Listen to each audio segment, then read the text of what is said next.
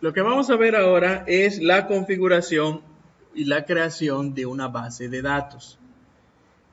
¿Cómo creamos una base de datos?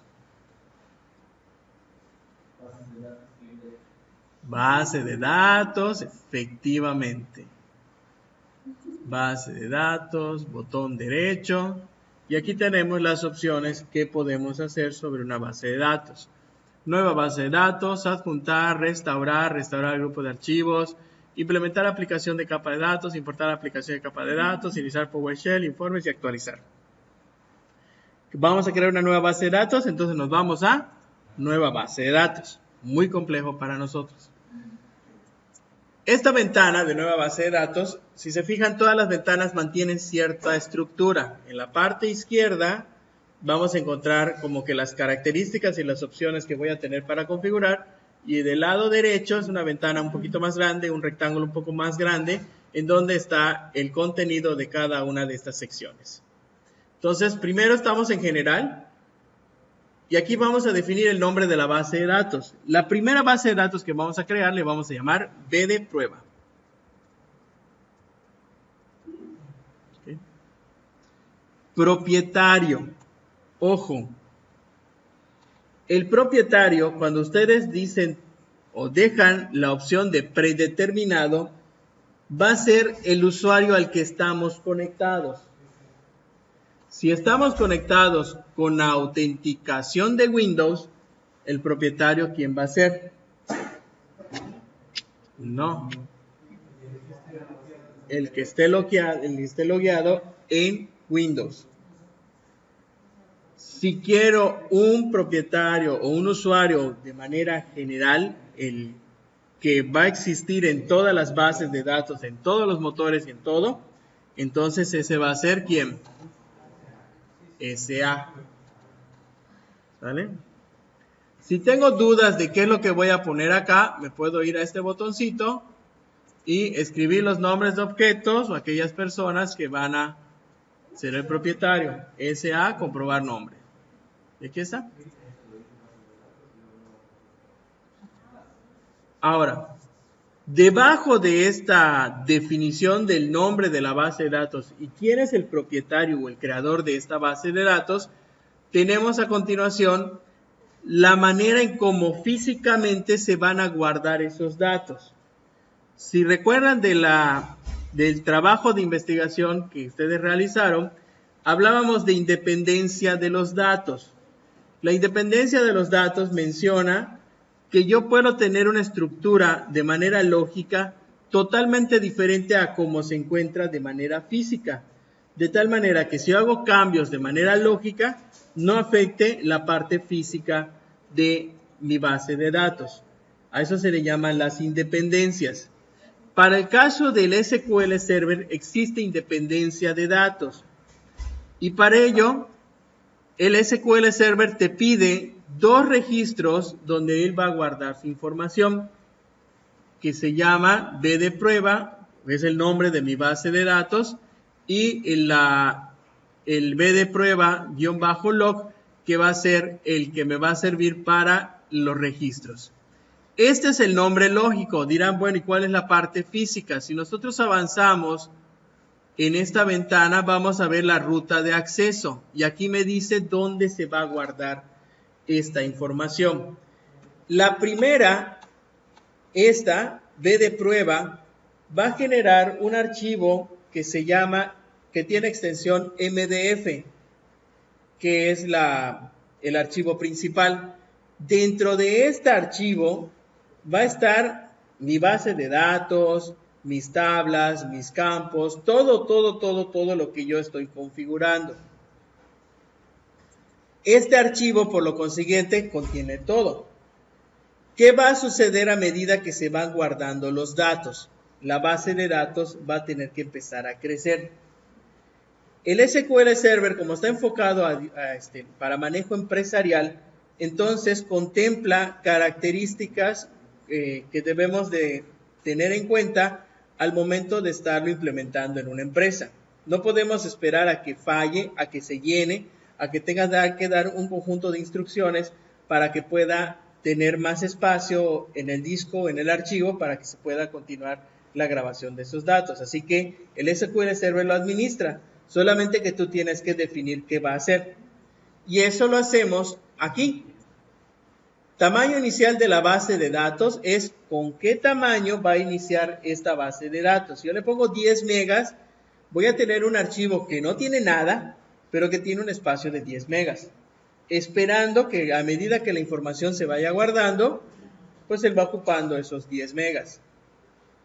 ¿Qué va a pasar cuando se llenen esos 10 megas o esos 5 megas? Imagínense que tiene un archivo que ya se llenó. Lo que viene a continuación es cómo va a reaccionar la base de datos. ¿Quieres que yo crezca 1 mega cada vez que se llene? O sea, cada vez que alcance mi máximo, voy creciendo 1 mega. De tal forma que cuando yo llené mis 5 megas, cuando ya se llena, el motor de esa base de datos automáticamente le incrementa 1 mega más. Y ya llevo 6 megas. Cuando me llene, 1 mega más, y 1 mega más, y 1 mega más, y así se va a ir. O, te dice, o si quieres, puedes cambiar el tamaño en megas o en porcentaje. ¿Cuáles son las ventajas de una con otra? En porcentaje es, o se recomienda para aquellas bases de datos que tienen una gran movilidad de información. Es decir, muchos datos están entrando. Entonces, si yo le pongo por porcentaje, cuando tenga 5 megas, voy a aplicarle el 10%, 20, 30% o el número de porcentaje que yo le haya definido. Entonces mi crecimiento no va a ser fijo de 1 mega, sino va a ser de acuerdo a la cantidad o el tamaño de mi disco duro. Si yo sé que tengo mucha información que va a estar confluyendo o utilizándose, pues me voy sobre el porcentaje. Si yo lo dejo en megabytes, si yo sé que es algo fijo, algo incremento muy paulatino y predeterminado, o sea, puedo saber más o menos cuánto crece, pues puedo ponerle un porcentaje en megabytes. ¿Vale? ¿Por qué tengo que poner un porcentaje y por qué me permite que pueda poner un tamaño mayor? Uno diría, pues, mejor que lo administre el Microsoft, que lo administre mi sistema operativo y ya. El problema está que es rendimiento. Cuando se llena la base de datos, él tiene que hacer una serie de instrucciones para poder expandirse. Y el hecho de que se expanda consume tiempo. Y el que consuma tiempo, consume usuarios.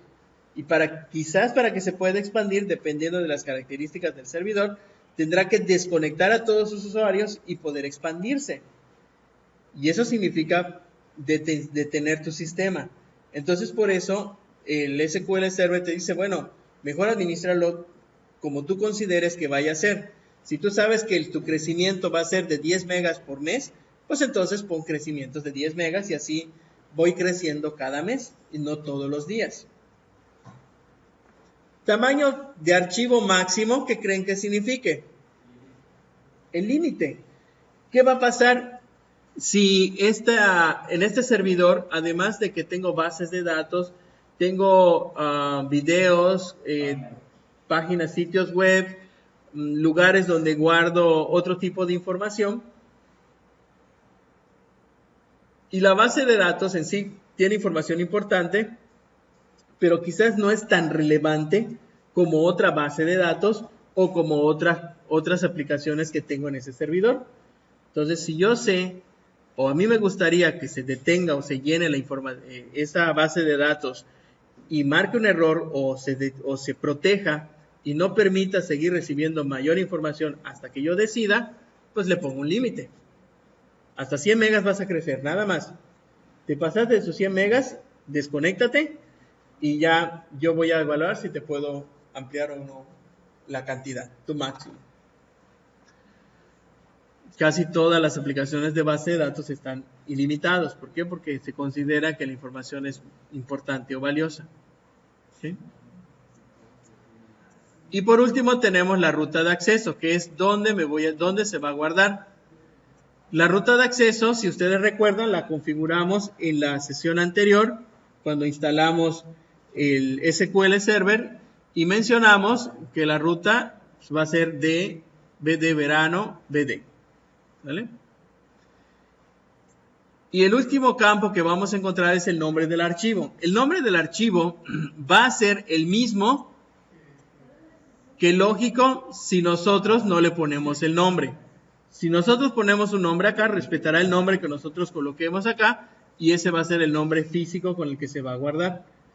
Ahí viene la independencia. O sea, no importa el nombre que tenga de manera física, el contenido se trata de manera diferente.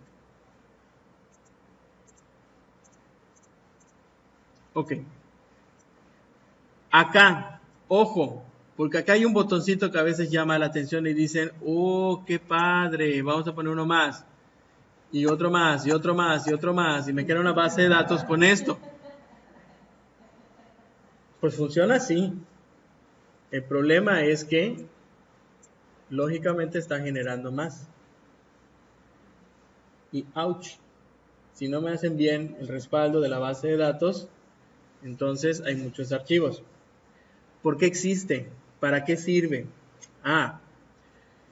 En la vida práctica, a veces un solo archivo implica acceso al disco duro a través de un solo archivo.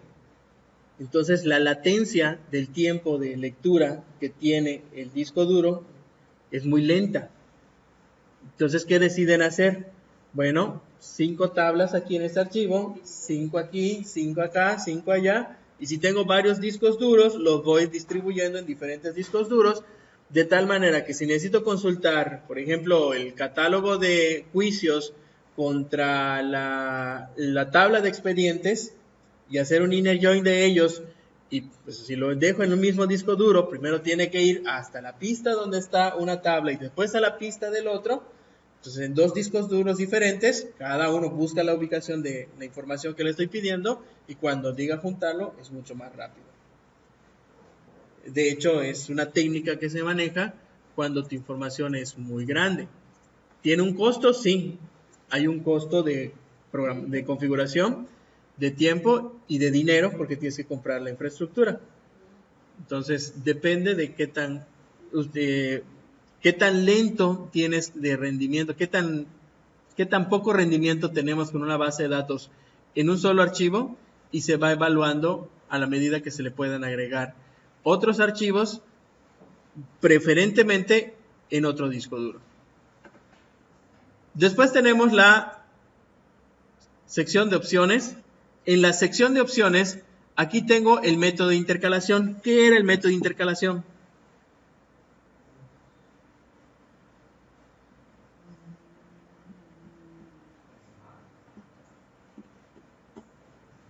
Apenas esta semana lo vimos. Ayer precisamente lo vimos. Efectivamente. El método de intercalación me va a indicar el tipo, primero el tipo de caracteres que voy a trabajar. Si va a ser en español, si va a ser occidental, europeo, asiático, etc. Adicionalmente a ello, recuerden que estos simbolitos era si yo quería que fuera con acentos, sin acentos, que identifique mayúsculas y minúsculas, que me permita distinguir entre acentos sin acentos, etc. ¿Qué es lo recomendable? Si ya configuré de manera correcta mi motor de base de datos, dejarlo en predeterminado.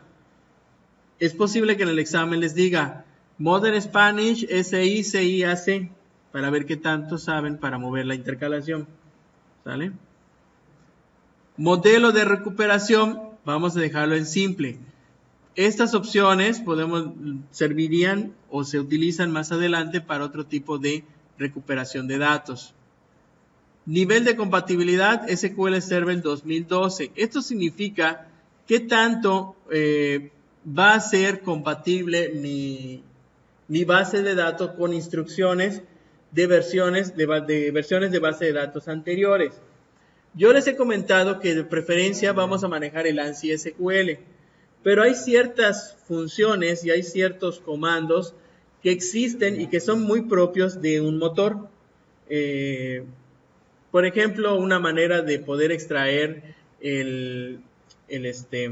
la información, un archivo binario, la información de un archivo binario, antes utilizaba una palabra que era chuck, C-H-U-C, no me C-H-C-U-C-K. Soy así medio raro, pero era bulk y chuck, si no me equivoco. Era la manera de poder, como que guardar la información. Actualmente ya se utilizan otros modelos, está el ADO Stream, que me permite poder utilizar instrucciones como get, como put, para poder grabar esos datos o obtener esos datos de esos campos. Entonces, eso es lo que se te utiliza o se determina en esta parte del nivel de compatibilidad. ¿Ok? De resto lo dejamos normal, se queda como está, no le vamos a dar más configuraciones. Y con esto ya podemos guardar o crear nuestra primera base de datos.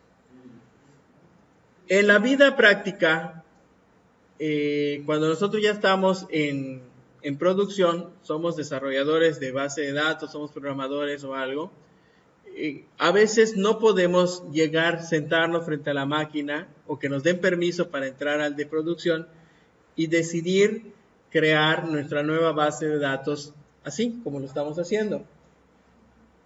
Porque el maestro nos enseñó a hacerlo de esta manera, así lo vamos a hacer. No se los van a dejar. ¿Cuál es la otra alternativa? Que visualmente ya lo hice. Ahora, le pregunto al SQL Server, ¿y qué significa a través del ANSI SQL lo que yo ya hice? ¿Qué significa a través de comandos? Lo que puedo hacer es irme a donde dice script y tengo las opciones de generar script en acción de ventana, o sea, a través de una ventana, nueva consulta, generar script en una acción de archivo, es decir, generar el archivito en el portapapeles o en una acción de trabajo. Vamos a crear en nueva ventana y se abre la ventana atrás. Si nosotros queremos ejecutar esta información, o sea, toda esta configuración que ya hicimos, le damos a aceptar y se ejecuta. Y esto que vemos ahorita es lo que nosotros acabamos de pedir que generara el script. Y todo lo que hicimos con los clics significa esto. ¿Qué podemos hacer con ello? Bueno, pues por un lado ya dimos a aceptar y ya vimos que funcionó y es lo que nosotros queremos. Y de este lado, ya cuando tenemos el script, guardamos esta información y cuando vayamos a entregar estos cambios, esta nueva base de datos, estas configuraciones al área de producción, pues le entregamos el script. Ejecuta esto, que es el equivalente a lo que hice en una ventana. ¿Sale? ¿Dudas, preguntas hasta acá?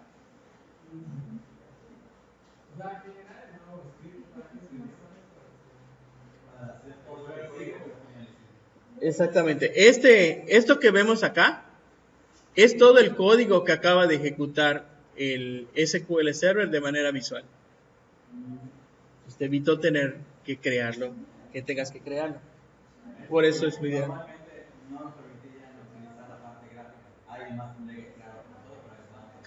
No podríamos utilizar la parte gráfica en el área de producción.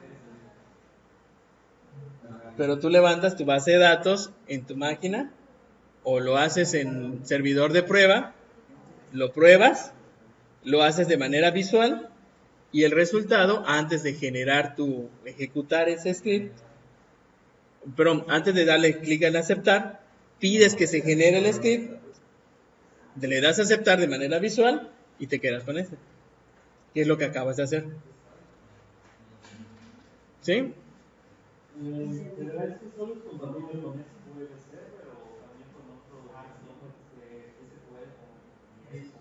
Con MySQL. Bueno, en este caso lo que está haciendo el motor de SQL Server es utilizar las instrucciones que él tiene para poder crear su base de datos de manera óptima. Te puedo decir que el 80% de esto es ANSI.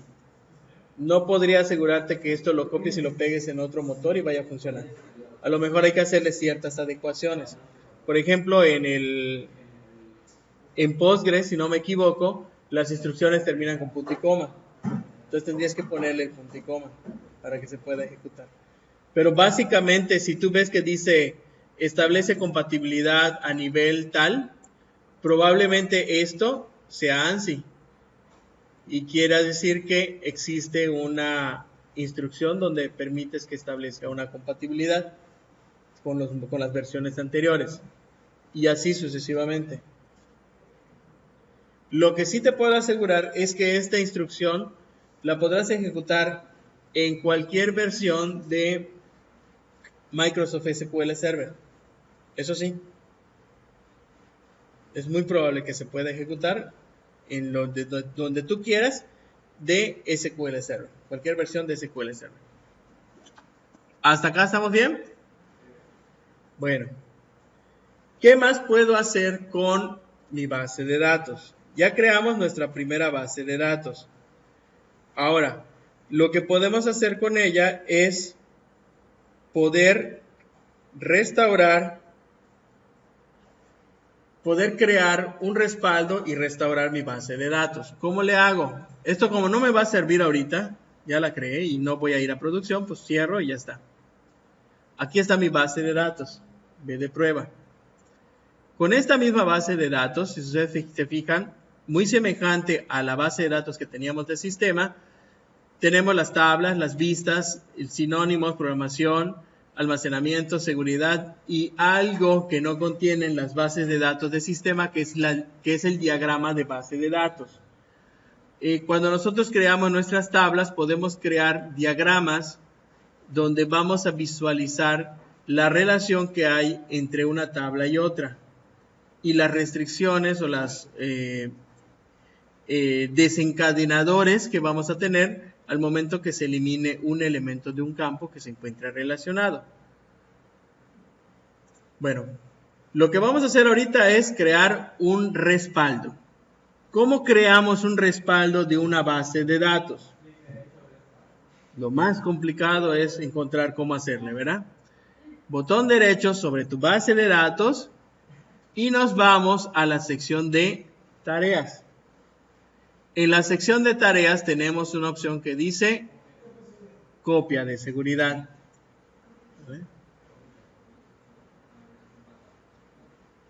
Se abre una ventana conocida como copia de seguridad de base de datos y además en el mismo título de la ventana nos dice cuál es la base de datos que vamos a respaldar. Hay que tenerlo muy pendiente, sobre todo cuando vayamos a restaurar, porque ahí, como les había comentado anteriormente, algo que yo elimine no se recupera. Entonces, aquí vemos que es B de prueba. Adicionalmente, aquí me dice cuál es la base de datos que voy a restaurar, B de prueba. Modelo de recuperación simple, tipo de copia de seguridad completa. Aquí tenemos completo, diferencial.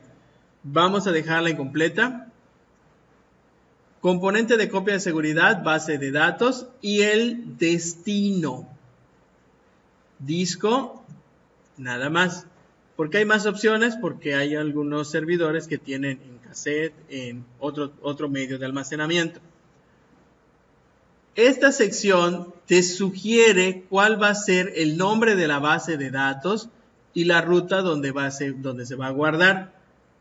Como configuramos adecuadamente que la carpeta de respaldo es donde se van a guardar mis respaldos, esto lo hicimos a la hora de instalar o lo podemos hacer a la hora de configurar el motor de base de datos, que fue el tema anterior. Entonces, prácticamente no tenemos que mover información alguna. Sin embargo, si por alguna razón me toca estar en un motor de base de datos donde no hicieron nada de eso y necesito hacer una copia de seguridad, entonces tengo las opciones de agregar, quitar y contenido.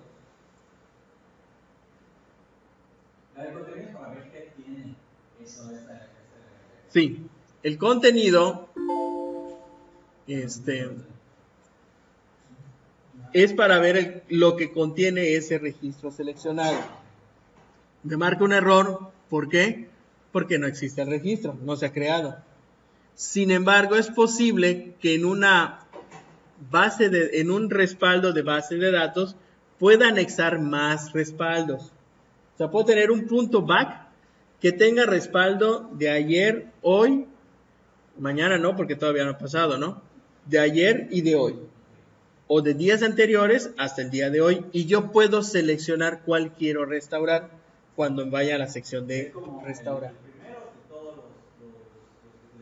Es como un zip. Y los va guardando. Okay.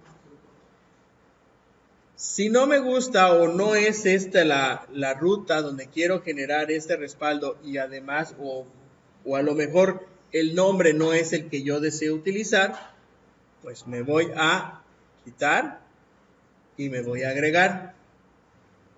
Te pide el nombre del archivo, te da una ruta que es la predeterminada que nosotros definimos, pero puedo seleccionar alguna otra ubicación.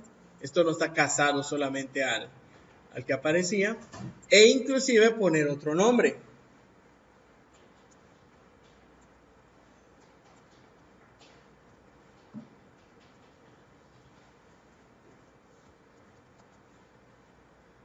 Nada más que acá hay que poner la extensión, no sé por qué, pero el SQL Server no le pone extensión. Si no le pones extensión, así se queda. Se va a llamar respaldo prueba y ya, sin extensión. Le doy a aceptar. No importa nada. Al contrario, se recomienda. Si de repente llegan a ver un archivo que saben ustedes que es un respaldo de SQL Server, edítenlo y pónganle el back para que se pueda entender. No es algo grave para el SQL Server porque pueden restaurarlo sin que diga .back. Pero para los usuarios o aquellos que estamos acostumbrados a manejar base de datos, sabemos que el .back es el respaldo del SQL. Entonces, si no tiene .back, pues también como que difícilmente pudiéramos saber a quién se refiere. Y a continuación nos vamos a opciones de medios, hacer copia de seguridad de un conjunto de medio existente, anexar el conjunto de copia de seguridad existente. Eso es lo que hace como un zip. No me aparece solo opciones. General y opciones. No tenemos opciones de medios, solo opciones. Bueno, aún así, que no tengan opciones de medios, en una parte de opciones debe decir este texto, porque esto es universal. ¿Sí? No importa. Lo que importa es el texto. Hacer copia de seguridad de conjunto de medio existente y aquí tenemos dos opciones. Anexar, que es el que les decía que va formando como un zip, pero si no quieren anexar y que ese punto back o ese archivo solamente contenga lo último, entonces sobreescribir todos los conjuntos de copias de seguridad existentes. ¿Sale? Comprobar nombres de conjunto de medios y fechas de expiración del conjunto de copias de seguridad. Esto pues es una configuración un poquito más avanzada. Opciones de copias de seguridad, tampoco nos vamos a meter con él. Y posteriormente le damos clic al botón de aceptar. Y se crea nuestra copia de seguridad. Lo mismo sucede, ya que no lo hicieron ustedes, pero yo todavía como no he dado clic a aceptar, lo puedo hacer. Lo mismo sucede que crear una base de datos. Me puedo ir al botón de script y aquí se genera la instrucción a través de comandos que va a hacer de manera gráfica o de manera visual este manejador. Le damos a aceptar, crea el respaldo y aquí tengo la instrucción que crea un respaldo. Si se fijan, esta vez no está muy grande, no es complicado, es una sola instrucción. Backup database, mándalo a disco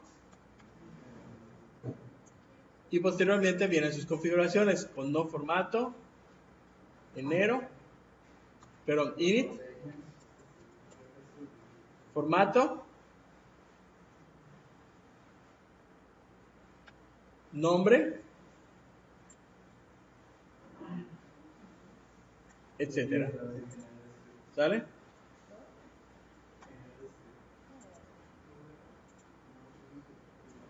Ahora, no me vayan a hacer esto. Tareas, copia de seguridad. Ah, es que este no lo quiero. Voy a poner otro. Le dan a agregar. B de respaldo. Punto back. Y no se fijan. Vamos a generar respaldo, sí. Ay, qué bueno, padre, esto, lo otro. Le dan clic. Perdón. Porque estaba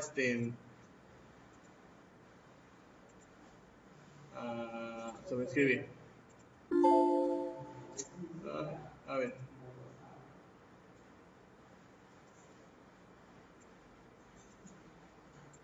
Ok. Quitar, vamos a poner, es que tengo problemas, le voy a poner ahora B de prueba.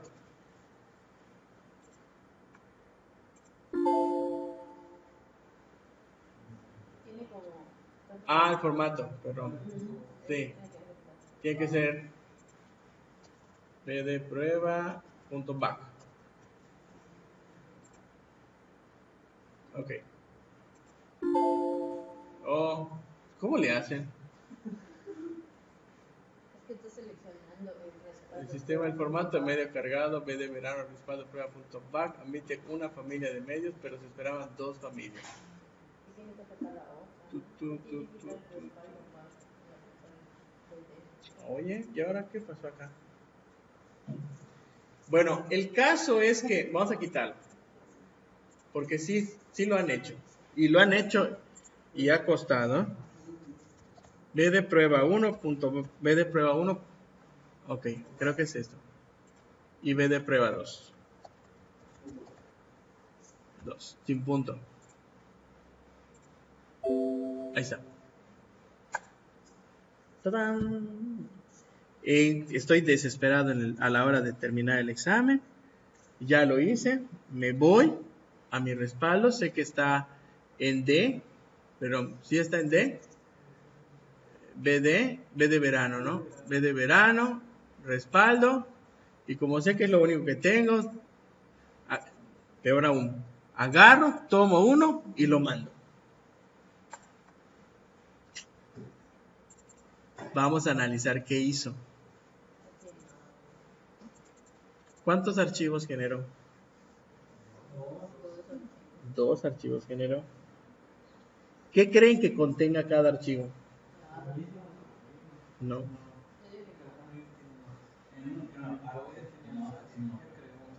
En una tiene una parte y en el otro tiene otra.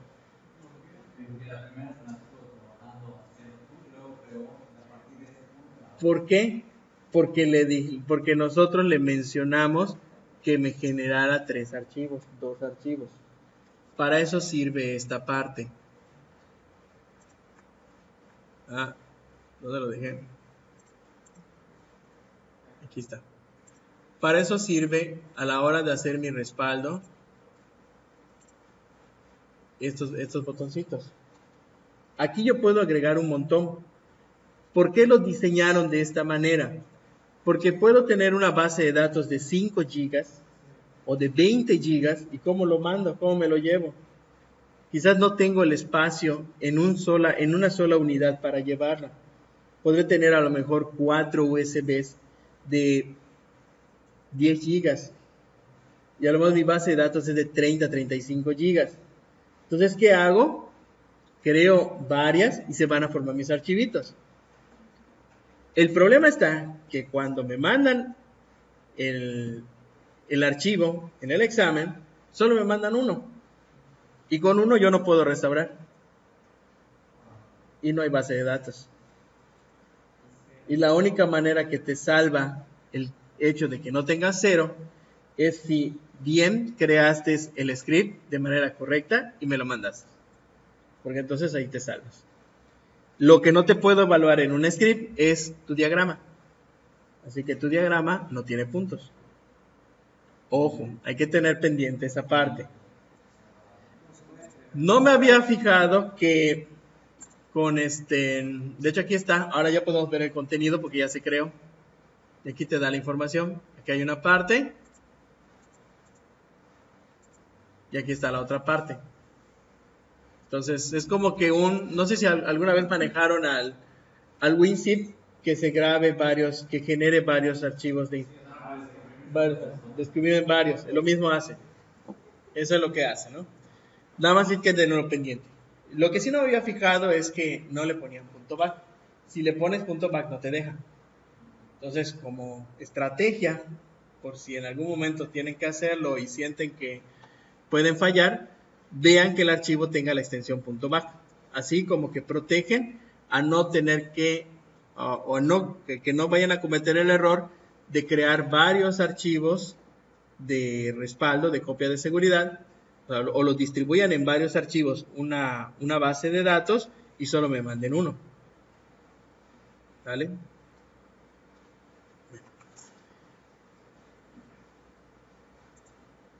Voy a agregar uno correcto.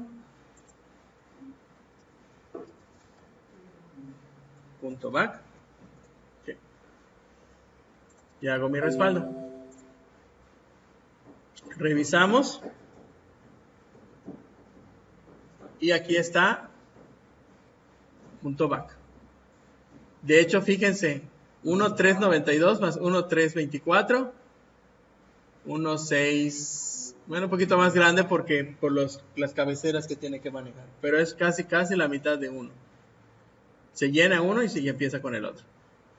Bueno, y aquí está ya el de 2.68 kilobytes. ¿Dudas, preguntas hasta acá? ¿Ninguna?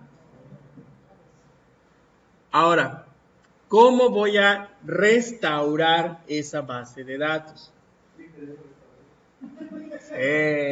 Así es. Pero antes, ¿cómo elimino la base de datos? Más fácil, suprimir. Botón de suprimir y ahí se va. ¿Sí? Se habilita una ventana para eliminar el objeto. Obviamente no lo elimina inmediatamente. Esta ventana para eliminar el objeto me va a mostrar la base de datos que tengo seleccionado para eliminar. ¿Okay? Y de plano me dice, oye, objetos que se van a eliminar. Ojo, es la base de datos prueba, tipo de objeto, base de datos, propietario SA. De aquí no hay mucha información que hacer, nada más estas configuraciones que tenemos acá. Palomita, eliminar información de historial de copias de seguridad y restauración para las bases de datos. De manera predeterminada lo da, pero ojo, si yo le doy a aceptar en ese momento y se elimina esa base de datos de prueba, también se van a ir todos los historiales y copias de seguridad que estén relacionadas, que él sepa dónde están. Si he estado restaurando y creando copias de seguridad, él sabe dónde están y se las va a llevar. Así que de preferencia, no lo pongan. ¿Qué pasa o qué creen que pasaría si yo quiero eliminar esta base de datos y un usuario está conectado grabando información o consultando información de él? No se puede. ¿Por qué no se puede? Porque está en uso. Efectivamente. Como está en uso, le da prioridad a que no pueda eliminarse porque está siendo utilizada la base de datos. No necesariamente es un usuario que está conectado grabando información importante.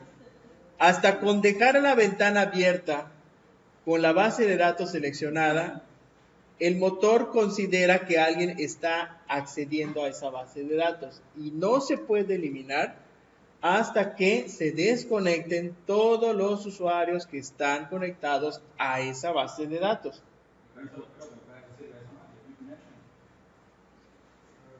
Hasta antes del 2008 tenías que hacer bilis y rabieta y estar cerrando cada uno de ellos. Existe una instrucción o hay un conjunto de instrucciones que ustedes pueden encontrar en la red donde es un Son varias instrucciones que se aplican que permite cerrar las conexiones y vas cerrando las conexiones de una base de datos seleccionada. Pero si no la has encontrado y no la has configurado o no la has programado y no sabes dónde está, tendrás que ir revisando a través de otro código, a través de otras instrucciones, cuáles son los usuarios que tienen abierto o tienen generado una conexión. Afortunadamente, cuando haces esta consulta, te dice cuál es el ID de esa conexión para que tú la puedas eliminar. Esas son dos instrucciones que se llama el SPQ y el kill. El kill es el que va matando todas las conexiones que hay. El problema está que como estás matando como los mosquitos, otro se vuelve a conectar y ya no puedes volver a eliminar. Tienes que volver a tratar de eliminar ese usuario. Entonces, ¿qué se hacía antiguamente? Ok. Si están de lata y todo, se iban al servidor y le daban, bueno, aquí veo, no sé por qué no me aparece, reiniciar. Y botaban todas las conexiones, todas las conexiones de todas las bases de datos, y pues durante ese lapso en que se está conectando otra vez, no hay nadie conectado. Entonces tratas de ganar y le ganas. Ya está. Cuando todos los usuarios vayan a hablar y por qué está fallando el sistema y todo, se cayó la red. Solucionan ese problema. Y le echan la culpa a la red y ya. Así que ya saben, cuando alguien diga, se cayó la red, ¿qué significa? Bueno. Afortunadamente también para el SQL Server 2012 y para arriba, existe una opción que se llama cerrar conexiones existentes. A sabiendas de que mucha gente lo hacía, dijo Microsoft, no, mejor lo ofrezco al usuario esa opción. Entonces, activando esta casilla, lo que va a hacer es desconectar a los usuarios y eliminar la base de datos. Si existe una transacción activa, pues no lo va a hacer, va a tener que esperar a que termine la transacción. Pero si solamente están conectados de ociosos, se los lleva y elimina la base de datos. ¿Vale? ¿Cuál es la instrucción que se va a generar? Vamos a darle clic y ahorita que ya la eliminemos, vamos a ver con cómo se aplica esta instrucción, o lo que estamos haciendo de manera visual, cómo es a través de comandos. Le damos a aceptar y ya lo eliminó. Y para eliminar es simplemente esta instrucción. Drop database. Así que no está tan complicado. Nada más que, como les comentaba, ya eliminé esta base de datos. Si no hice respaldo, no hay control Z, no hay papelera de reciclaje, no hay nada de eso. Se fue, se fue. No hay forma de recuperarla. ¿Sí, por favor? Si generé un respaldo, como acabo de hacer ahorita, entonces, ¿qué voy a hacer? Botón derecho sobre base de datos, restaurar base de datos. Restaurar base de datos. Este es otro rollo que les voy a mostrar después cómo funciona. Restauramos base de datos y se activa la ventana. En esta ventana lo que tengo que hacer es decidir qué base de datos voy a restaurar.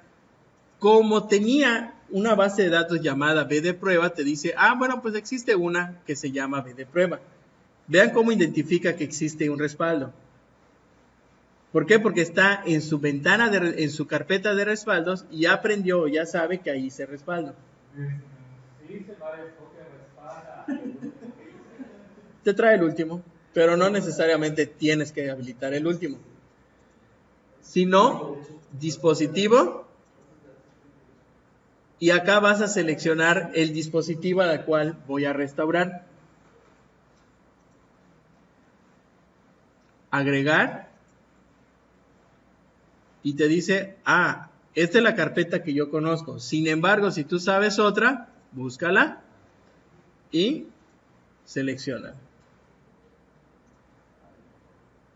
Te indica cuál es.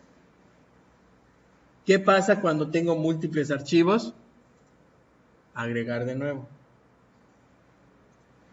De hecho, en este caso, por ejemplo,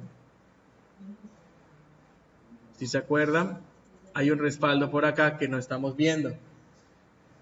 Le pido todos los archivos B de prueba 1, agregar, B de prueba 2 y le doy a aceptar.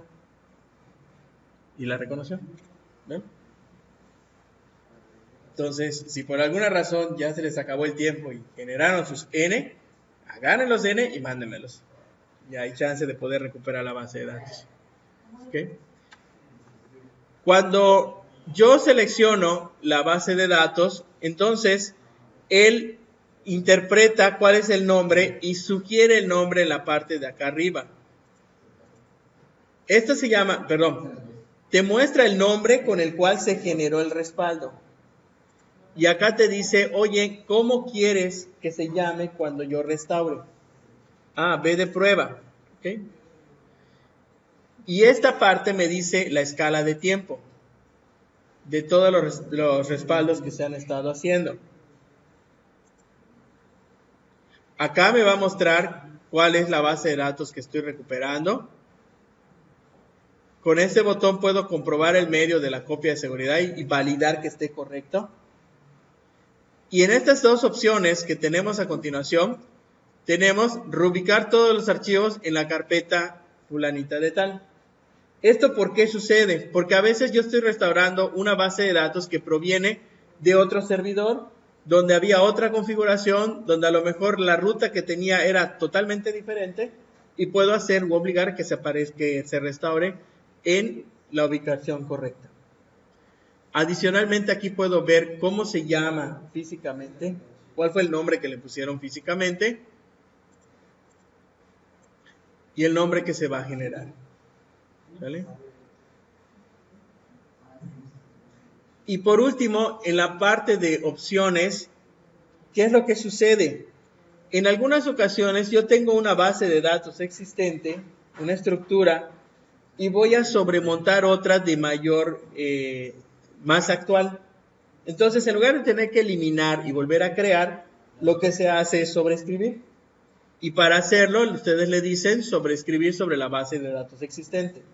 Y hace una sobreescritura sin considerar lo que se encuentre en ella. Conservar la configuración de réplica. Sí. No, él se monta y lo que había antes lo troncha y yo vengo. ¿Vale?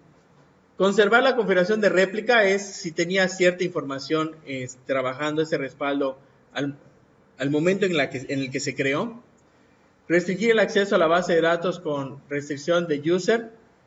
Vamos a dejarlo así, no lo vamos a utilizar. Y le damos aceptar.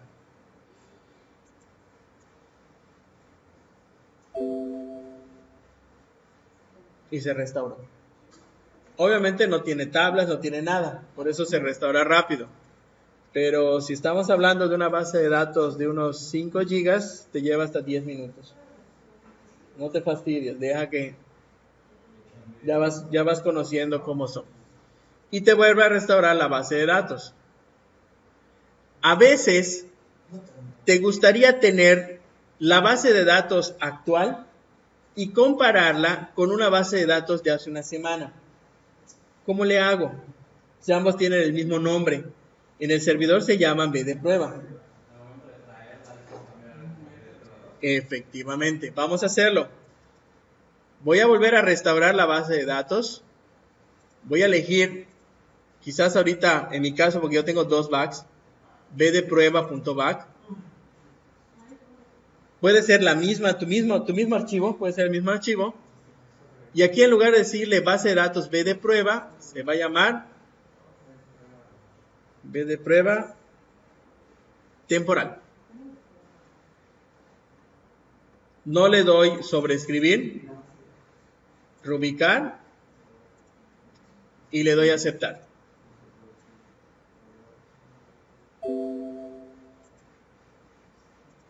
Y aquí está. Tengo la original y tengo una versión anterior.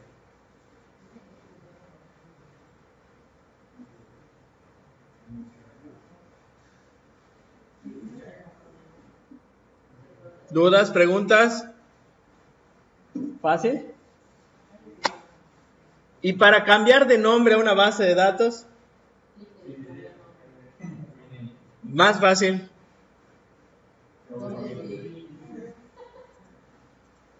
Otra forma, F2. También. Ahora sí vamos a ponerle B de prueba 2. Ahí está.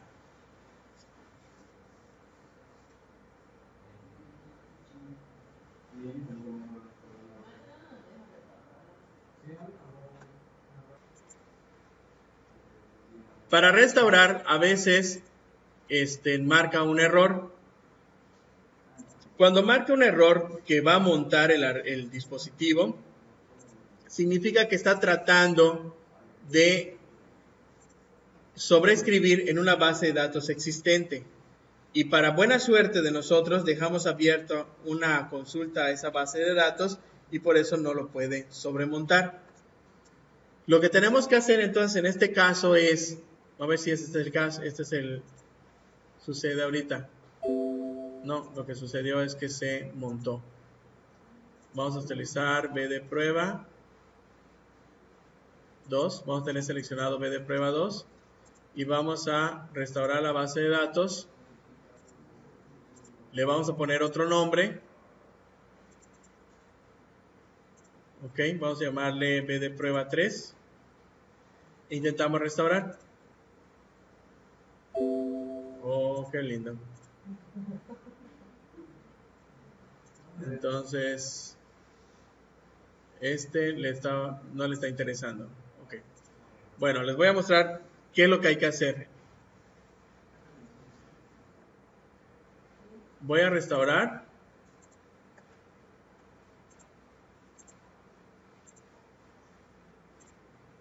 Y para estar más seguros, a sabiendas de que van a restaurar sobre una base de datos que ya existe, lo que se recomienda hacer es irse a la sección de archivos. Y en la sección de archivos, ubicar físicamente cómo se llama el archivo. Aquí el problema que les va a presentar es que va a tratar de escribir sobre ese mismo archivo y como está abierto, porque tienes una base de datos ahorita que estás consultando, no puede guardar. Entonces me marca un error de sobreescritura, que es bueno en cierta medida, porque te protegió para no montar la base de datos que previamente ya tenías. ¿Sale? Entonces lo que se recomienda hacer acá es ponerle otro nombre. Si le voy a llamar B de prueba 2 o 3 o TMP, pues le pongo un nombre diferente al que tiene actualmente.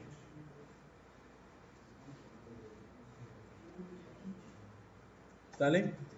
Esto no es tanto por la independencia de datos, sino para evitar que choquen dos archivos diferentes, dos archivos con el mismo nombre, dos bases de datos que tienen archivos físicos con el mismo nombre, sí. Es lo mismo el long que el otro de prueba. ¿A los dos hay que cambiar de nombre? No, solo al físico. El otro es lógico. El otro no tiene ningún problema. Entonces, cuando yo le doy guardar, entonces físicamente ya le dije. Fíjate, ahora sí me marca error.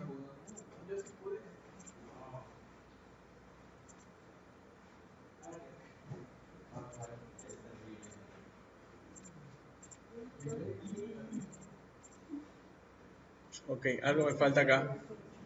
El nombre. Está yendo sobre el mismo nombre. Ahí está, ¿ven? Y de esa manera tienen varias bases de datos con diferentes datos.